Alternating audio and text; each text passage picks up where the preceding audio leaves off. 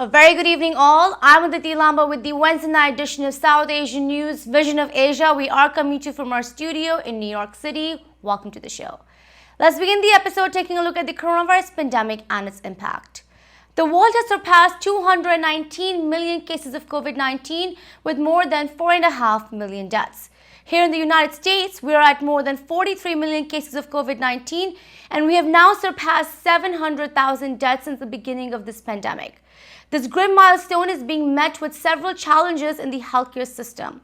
Only 56% of the population is fully vaccinated. We still have not met the criteria for herd immunity, and all efforts continue to be around vaccine awareness across the nation. Hospitalizations of COVID-19 have decreased slightly across the nation, but some states still have less than 15% of ICU beds available. These states are Texas, Idaho, Alabama, Oklahoma, Arkansas, and North Carolina. Meanwhile, children now make up 27% of all cases nationwide when they make up only 22% of the population. This comes as federal regulators continue to discuss a potential emergency use authorization of Pfizer's COVID-19 vaccines for children ages 5 to 11. With this, let's now take a look at the headlines coming in tonight, covering much on politics and South Asian culture. Here are the headlines. Indian American community hosts fundraiser for Jack Ciattarelli, Republican Gubernatorial Nominee, New Jersey. Gapio presents virtual international lecture series Asthma in Children. Indian Consulate hosts Atmasiddhi Shastra book reveal on Gandhi Jayanti, Shrimad Rajchandra Mission, Dharampur, New York City. It's time for a short break on Vision of Asia South Asian News segment. Don't go anywhere, we'll be right back. And welcome back. I'm Aditi Lamba and this is Vision of Asia, Wednesday night episode of South Asian News. This month commemorates the 152nd birth anniversary of India's father of the nation, Mahatma Gandhi. Known as Gandhi Jayanti, his birth anniversary across the world is marked as International Day of Non-Violence to pay tribute to Mahatma Gandhi's principles of non-violence, truth and perseverance that are relevant in the world even now. Marking this birth anniversary, recently, the Consulate General of India in New York hosted a special program celebrating Gandhi Jayanti, featuring his unique relationship with the spiritual mentor Shrimad Rajchandra ji.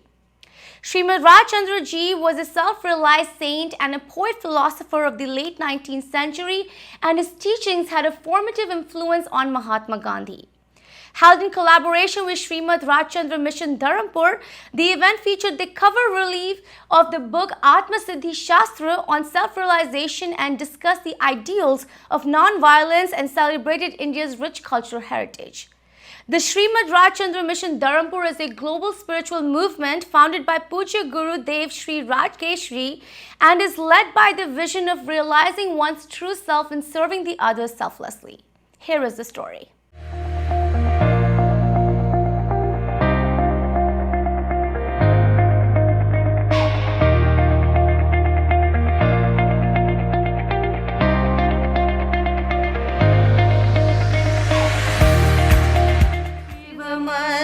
सर्वजगतः परहित निरता भवन्तु भूतगणाः दोषाः प्रयान्तु नाशं सर्वत्र सुखी भवतु लोकः. On behalf of the Consulate General of India in New York and in association with Shrimad Rajchandra Mission Dharampur, we welcome everyone to this evening's special program celebrating the 152nd birthday of Mahatma Gandhi. and featuring his unique and revered relationship with his spiritual mentor, Shrimad Rajchandra ji, that shaped his successful freedom-seeking philosophy. We also gratefully wish to acknowledge the presence of the Honorable Consul General Randir Jaiswal, who will be here momentarily, for his support of this event and for being a constant champion of the Indian community. Gandhiji credited his conviction to non-violence, the importance of celibacy, and respect for all religions to Shrimad ji. Gandhiji aimed to create spiritual warriors armed with the weapon of non-retaliation, addressing large gatherings in Pretoria, Ahmedabad, Bharuch and Mandvi. He proclaimed that Shrimad ji's writings gave him contemplative fodder. This empowered him to fearlessly speak the truth, which is the bedrock of the Satyagraha movement. Shrimad ji was also fondly mentioned in discourses at Sabarmati Ashram. His composition included in the Ashram Bhajanavali and his birth anniversaries, lovingly celebrated by the Mahatma. In Gandhiji's written exchanges with nationalists and associates like Lala Lajpat Rai, Mahadev Desai, Kansham Das Birla, Narhari Parikh, Mr. Henry Polk, and others, he often referred to Shrimad ji's spiritual state and works. Eminent personalities too endorsed the strong bond between Shrimad ji and the father of the nation. The Yerwada jail saw Gandhiji pen reminiscences of this great soul. Modern Review, Young India, Navjivan, Harijan, and Harijan Bandhu. Such prominent newspapers too bore testimony to Gandhiji's reverence towards Shrimad ji, to whom he dedicated an entire chapter titled Raichand Bhai in his autobiography. Mahatma Gandhi's life was a shining example of spiritual conviction. Commemorating the 125th anniversary of this phenomenal magnum opus, world-renowned spiritual leader Pujya Gurudev Sri Rakesh ji reveals the hidden treasures embedded within every verse of Atmasiddhi Shastra, which is supremely relevant today. Through a lucid commentary in English, he has provided a step-by-step guide to self-realization. And now, in honor of Gandhi Jayanti, we invite onto stage the Consul General, along with Padma Shri Sudhir Parikh, to commemorate this extra special book cover reveal, taking place in the presence of an extra special guest who will be joining them on stage.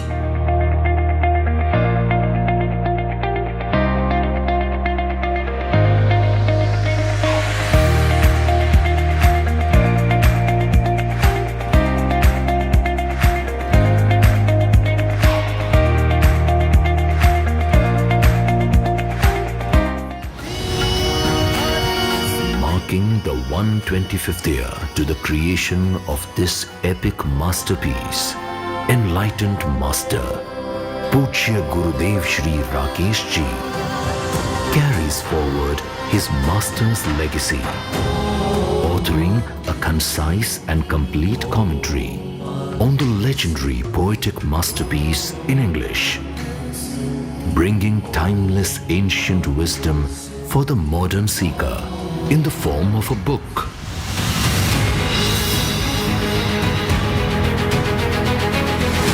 Worldwide book release on 21st October 2021. About 125 years ago, when Atmasiddhi Shastra was written, many Indian friends and brothers and our uncles and aunts and forefathers had no issues about what is freedom. They wanted something, but that something was not defined. Gandhiji, through his own experiments, transformed that desire to be, I want to be what I am, saying, I want freedom. It was he who started the non-aligned, non-cooperation movement, and it was he who stopped it when at the Chauri Chaura incident, few fellow Brit sepoys were killed by a mob that burned the police station. Unless and until there is self-realization of what your purpose is, it is very difficult to transform without having that value system.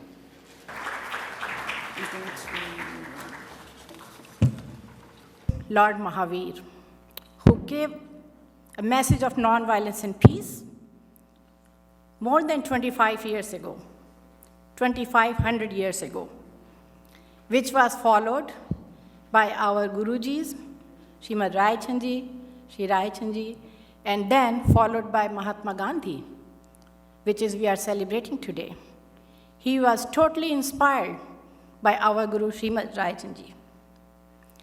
And he was the first one who practiced that nonviolence and peace, not only in social area, but he practiced that nonviolence in his political movement.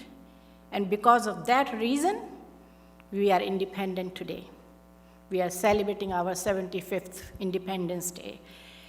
And we are going to celebrate this whole year, the 75th Independence anniversary, till next year.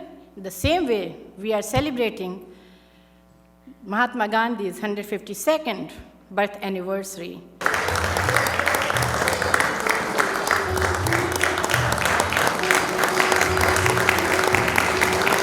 Well, let's now take a look at Gapio, the Global Association of Physicians of Indian Origin, improving health worldwide. The association aims at bringing together more than 1.4 million physicians of Indian origin on one professional platform and aims to mobilize significant developments in healthcare globally as well as India. Gapio is proud in assisting reduce health inequalities and alleviate suffering globally. With that, recently, Gapio, with the Indian Academy of Pediatrics, recently held a virtual international lecture series on asthma in children. 1 in 12, about 6 million children in the US under 17 have asthma, and 1 in 2, more than half of all children with asthma have had one or more attacks. So it's essential to learn asthma management even in South Asian communities. The virtual event discussed many aspects of prevention and also saw ITV Gold's chairman, Padma Shri Dr. Sudhir Parikh, in support. You can visit gapio.in for more information. Here is the story. A welcome to you all for a very important session on asthma in children. This is a very important topic, and we have got very learned speakers here and a chairman who are going to enlighten us on this subject, which is very, very important in pediatric age group. And we come across these cases very often, and there is always a difficulty in diagnosing whether it is a respiratory infection or bronchiolitis or asthma, when to call asthma. And most of the times patients also will be confused whether we should label the child as an asthma or not. So here we are going to learn a lot about this. As a Gapio academic coordinator and convener, I welcome you all to these academic webinars arranged by Gapio along with IAP. And today we are going to have a topic which is very close to our heart, asthma. It's a significant health problem worldwide. And I think one of the most common chronic disease of childhood in many countries. And diagnosis of asthma involves a careful history-taking, physical examination, and maybe at times diagnostic studies. But mind you, all those children who wheeze are not asthmatics. So you have to keep in mind the asthma mimics. And when we want to monitor them, we have to definitely take proper family history of atopy, asthma, environmental history, past medical history, look at the compliance, maybe exposure to triggers, school attendance and performance, comorbidities, and psychological status. So I think all in all, it's a very enigmatic disease, especially in children who are below the age of 5 years, where there are so many phenotypes. So with fantastic speakers today who are working in the field, Dr. Sunny Kurian and Dr. Sushil Kabra, I'm sure all of us will enjoy those academic deliberations during this webinar, and which will be helpful to us in our day-to-day practice. The common mimics that are for less than 6 months is GERD and congenital abnormals. Those which are less than 6 months, because to brand a child less than 6 months asthma is actually unethical, because you don't get a diagnosis. So when it is less than 6 months, less than 1 year, look for common causes. GERD is the most common cause. Look for congenital anomalies. These two things are the most prevalent in that age. Look for bronchiolitis. Look for viral infections. These are the most common things which mimic asthma. If localizing signs are present, unequal air entry or unilateral emphysema, you also look for foreign body because small child could have swallowed something. Next slide, please. If there's a persistent symptom, again, you look for foreign body, you look for infections like tuberculosis, pertussis. If you ask for consanguinity in your history, you failure to thrive, multifocal infection, cystic fibrosis, you look for immunodeficiency, you look for these symptoms. So when you start thinking into the history, these are things you look for because these are all mimics that you want to rule out before you arrive at a diagnosis of asthma. Next one, please.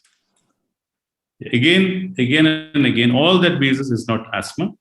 Keep your mind, your brain, your ears open. So once you do that, because asthma is a diagnosis of exclusion, you will hit the thing, jackpot in diagnosis. Next one, please. And the doses of budesonide in children with about 12 years it is almost double, 200 to 400 low dose, 400 to 800 medium dose, and more than 800 is a high dose. So before I summarize, it is equally important to identify the comorbidity. The commonly neglected comorbidity is allergic rhinitis, which unless we control that, our patient will continue to have a low-grade symptoms, though they may not have a very severe exacerbation requiring casualty visit. At the same time, I would like to share that our group has assessed the severity asthma prevalence in India. So there are three types of countries. One country is where very high prevalence and it is increasing. Another one is stabilized, and third one is earlier it was high and now it is decreasing. So India comes now moving towards this thing that now it is decreasing. In Delhi, it is less than 5% prevalence in school-going children. So to summarize, a recent changes which has happened in treatment of asthma is all children above 5 years of age should receive inhaled corticosteroid and salbutamol SOS. Salbutamol inhaled corticosteroid combination in addition to step appropriate treatment. Inhaled corticosteroid and formoterol SOS for all children about 12 years of age. Individualize the treatment. It is something like we are moving from a common treatment policy to, if a patient is not responding to treatment, think about it, that it may not be the phenotype which may respond to your treatment. It may be some alternative phenotype. And in that case, we may have to decide about the treatment.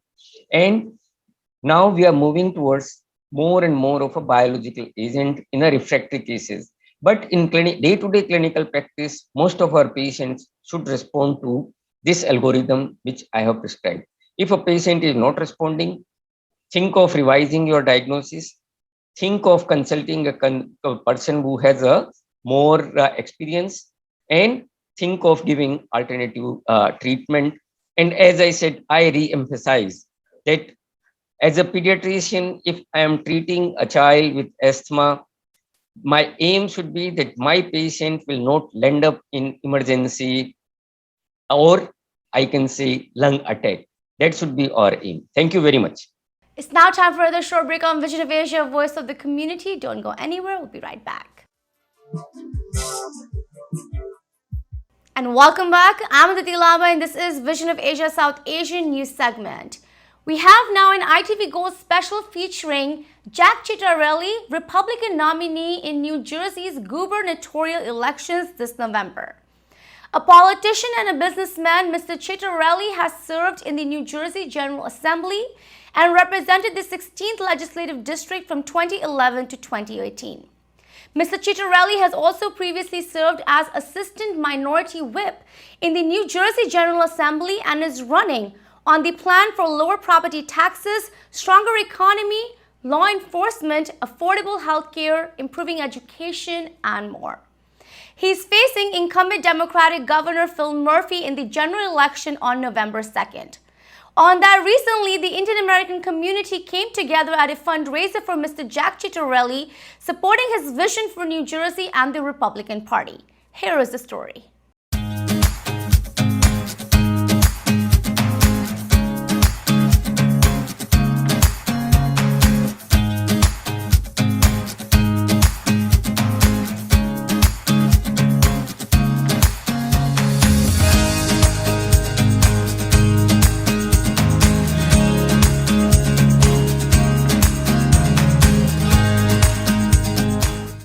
is our very good friend running for governor of New Jersey.